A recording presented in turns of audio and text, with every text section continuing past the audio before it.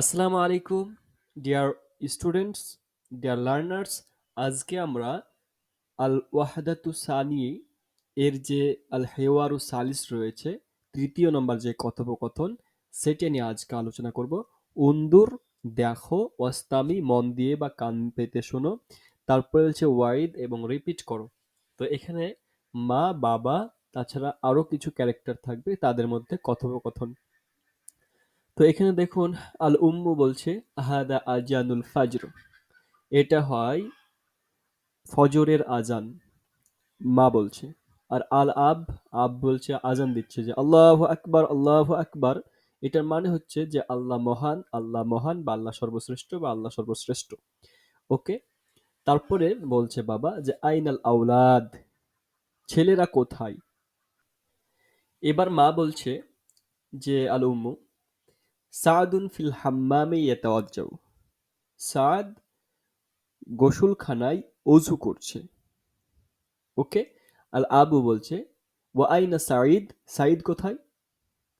তখন মা উত্তর দিচ্ছে যে সাঈদুন ফিল গোরফাতি ইয়াকরাউল কোরআন, সাঈদ ঘরের মধ্যে কোরআন তিলাওয়াত করছে বা পাঠ করছে। তারপর আবার আবার প্রশ্ন করছে ওয়া আইনা সাঈদা, সাঈদা কোথায়। তখন মা বলছে সাঈদা ফিল মুসাল্লা তুসল্লি, অর্থাৎ সাঈদা মুসল্লাতে নমাজ পড়ছে। তারপরে বাবা আবার প্রশ্ন করছে আইনাল মিতাফ, মিতাফ শব্দের অর্থ হচ্ছে কোট। তো বলছে কোটটি কোথায়।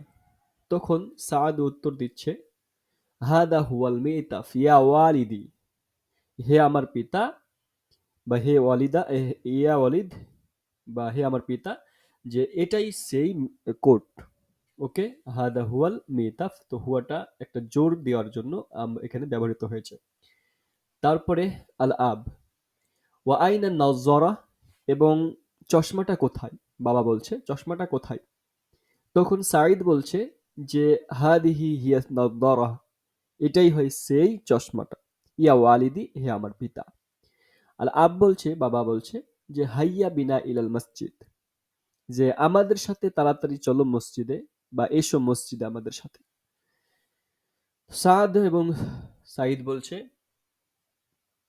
যে হাইয়া বিনা, আমাদের সাথে চলো, এসো ইত্যাদি। হাইয়া মানে তাড়াতাড়ি এসা, আসা, বা তাড়াতাড়ি চলো, এসো ইত্যাদি মানে হয়। তো এই হচ্ছে আল হেওয়ারুস সালিস এর কমপ্লিট মানে। তো এবার আমরা আল মুফরাদাত, অর্থাৎ কিছু টার্মস এখানে ইউজ হয়েছে, ব্যবহৃত হয়েছে, সেগুলো আমরা দেখে নেব। তো এগুলো শুনবো, দেখবো এবং কান পেতে উম, শুনবো। তারপরে হচ্ছে আপনার এগুলো রিপিট করতে হবে, বা বারবার পড়তে হবে, পরিকল্পনা করতে হবে ইত্যাদি।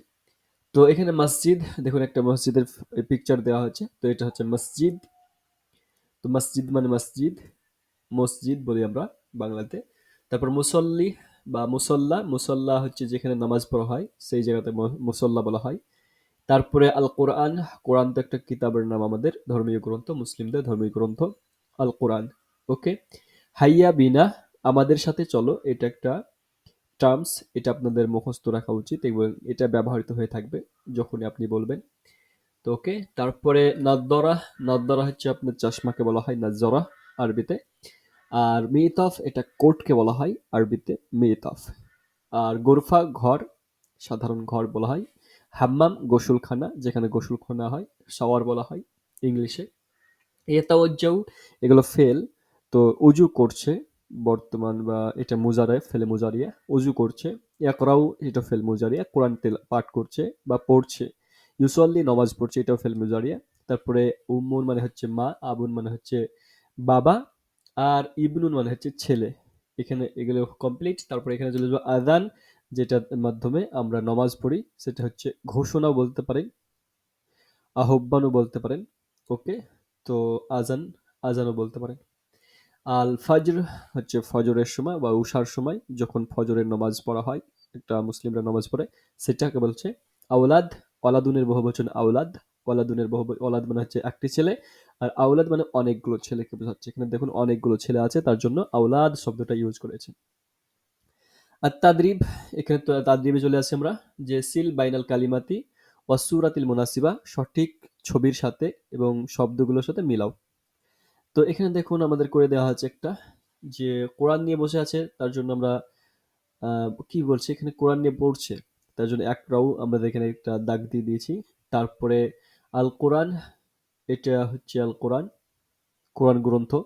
ইয়াতাওয়াজ্জাউ এখানে হচ্ছে উজু করছে দেখছেন ছবিতে, তার জন্য ইয়াতাওয়াজ্জাউ এর দিকে হবে। সেম এই ফটোটাতে আমরা আসবো।